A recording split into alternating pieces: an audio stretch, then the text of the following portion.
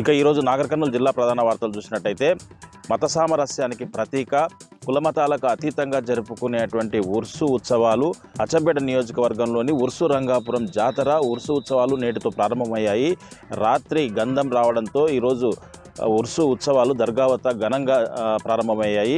ఈ ఉర్సు ఉత్సవాలకు సంబంధించి జిల్లా నలుమూల నుంచే కాకుండా రాష్ట్ర వ్యాప్తంగా కూడా కులమతాలకు అతీతంగా కూడా భక్తులు పెద్ద ఎత్తున వచ్చి అక్కడ మొక్కులు తీర్చుకుంటారు, ప్రత్యేక ప్రార్థనలు చేస్తారు, కందూర్లు కూడా చేస్తారు. కింద ఉర్సు రంగాపురం ఉత్సవాలకు వచ్చిన వారు పైన ఉండేటువంటి ఉమామహేశ్వర క్షేత్రానికి వెళ్ళి కూడా అక్కడ స్వామివారిని దర్శించుకొని మొక్కులు కూడా చెల్లించుకున్నటువంటి పరిస్థితి ఉమామహేశ్వర క్షేత్రంలో కూడా కనిపిస్తుంది. ఉర్సు రంగాపురం జాతరకు వచ్చేటువంటి భక్తులు ఖచ్చితంగా అక్కడ దర్గాలో ప్రత్యేక ప్రార్థనలు చేసిన తర్వాత అక్కడ జాతర ఘనంగా సాగుతుంది. ఆ జాతరలో కావాల్సినటువంటి తినుబండారాలతో పాటు కావాల్సినటువంటి వస్తువులు కొనుక్కొని అక్కడ పూర్తి స్థాయిలో ఎంజాయ్ చేసేటువంటి పరిస్థితితో పాటు ఆధ్యాత్మిక శోభ కూడా అక్కడ సంతరించుకుంటుంది.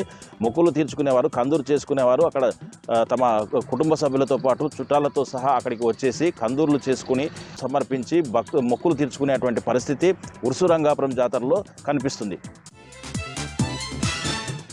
మరొక వార్త చూసినట్టయితే కొల్లాపూర్ నియోజకవర్గంలోని సింగోటం జాతర ఉత్సవాలు ఘనంగా జరుగుతూ ఉన్నాయి. సంక్రాంతి పండుగ నుంచి ప్రారంభమైనటువంటి ఈ ఉత్సవాలు ఈ నెల 22వ తారీఖు వరకు కూడా ఎంతో ఘనంగా నిర్వహిస్తారు. అయితే దాంట్లో రథోత్సవం చాలా కీలకమైనటువంటి ఘట్టంగా చెప్పొచ్చు. ఈ రథోత్సవానికి మాజీ ఎమ్మెల్యే బీరం హర్షవర్ధన్ రెడ్డితో పాటు పలువురు మాజీ ప్రజాప్రతినిధులు, బీఆర్ఎస్ నేతలు కూడా భారీ సంఖ్యలో భక్తులు పాల్గొన్నారు. ఒక ఉమ్మడి మామనార్ జిల్లానే కాకుండా కర్నూలు, కడప నుంచి కూడా ఆంధ్రప్రదేశ్ నుంచి కూడా భక్తులు భారీ సంఖ్యలో రథోత్సవంలో వేలాదిగా పాల్గొన్నారు. అయితే స్వామివారు ఇక్కడ ప్రత్యేకత ఏంటంటే దక్షిణ భారతంలోనే అరుదైనటువంటి శివకేశవ స్వామిగా పిలుస్తారు, రెండవ యాదాద్రిగా కూడా పిలుస్తారు. మొత్తంగా కూడా భక్తులు అధిక సంఖ్యలో వచ్చి ఇక్కడ మొక్కులు తీర్చుకోవడమే కాకుండా కింద ఉన్నటువంటి కోనేరు శ్రీవారి సముద్రం నుంచి వచ్చేటువంటి కోనేరులో పుణ్యస్నానాలు ఆచరించి అక్కడ స్వామివారిని దర్శించుకొని ప్రత్యేకంగా మొక్కులు తీర్చుకునేటువంటి సాంప్రదాయం చాలా తరతరాలుగా ఇక్కడ నడుస్తోందని చెప్పేసి వేద పండితులు చెప్తున్నటువంటి పరిస్థితి కనిపిస్తుంది.